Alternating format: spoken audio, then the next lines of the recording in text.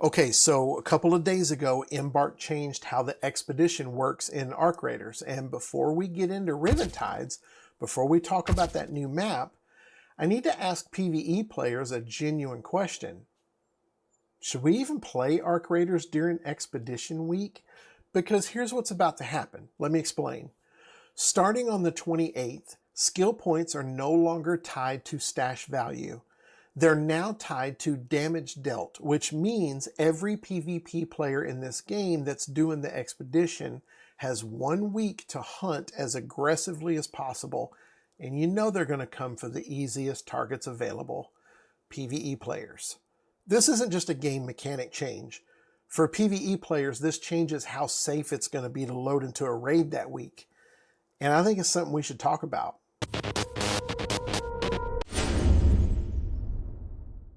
Now, what exactly did Embark change? Well, for those that may not know, let me explain what an expedition is really fast. After a period of time, Embark gives players the option to wipe their character and start over with a new one if they want to. And in doing so, they gain some extra perks.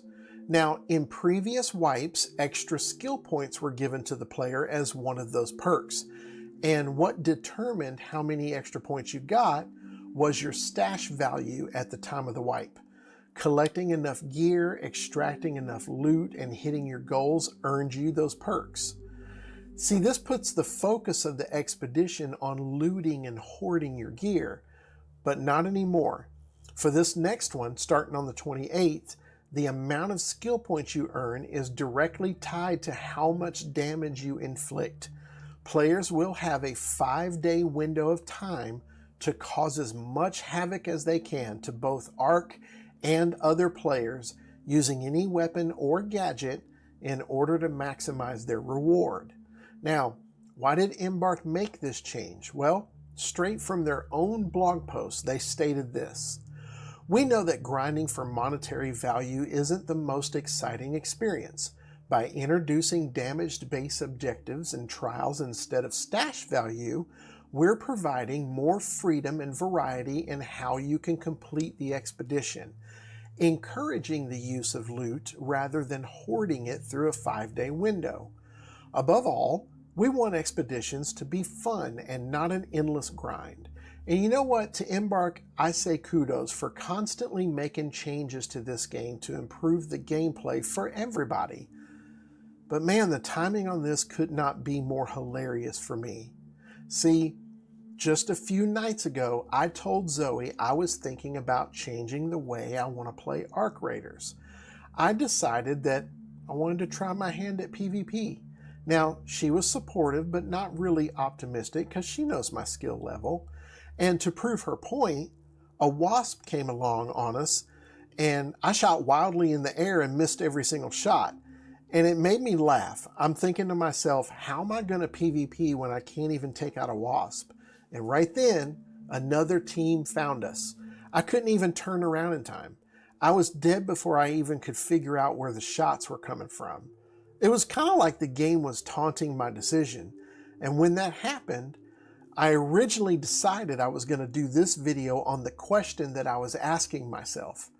Should PvE players even shoot back, or should we run?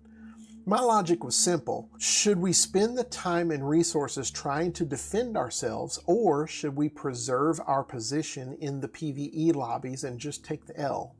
For me, the answer was painfully obvious.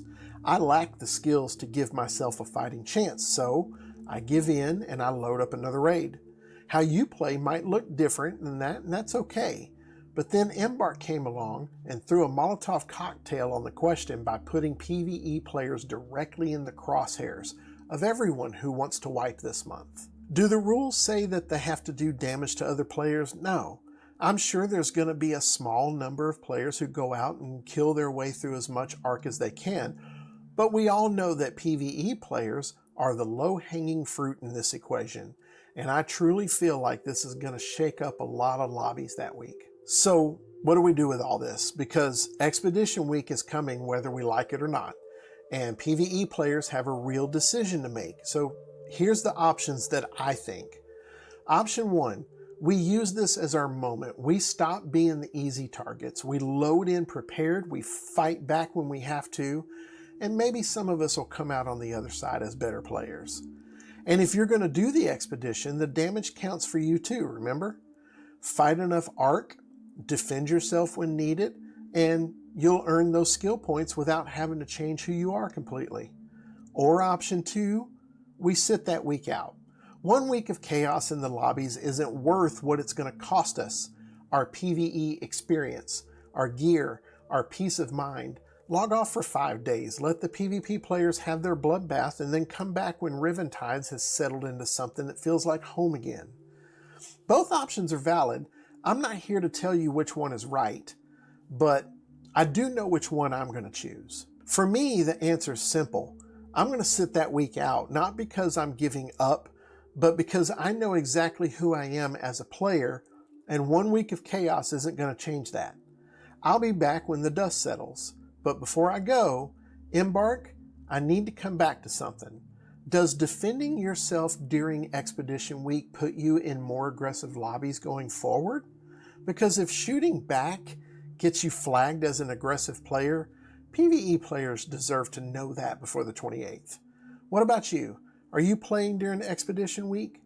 Are you fighting back, or are you going to sit it out as well? Drop it in the comments. I'd like to know where you stand on this.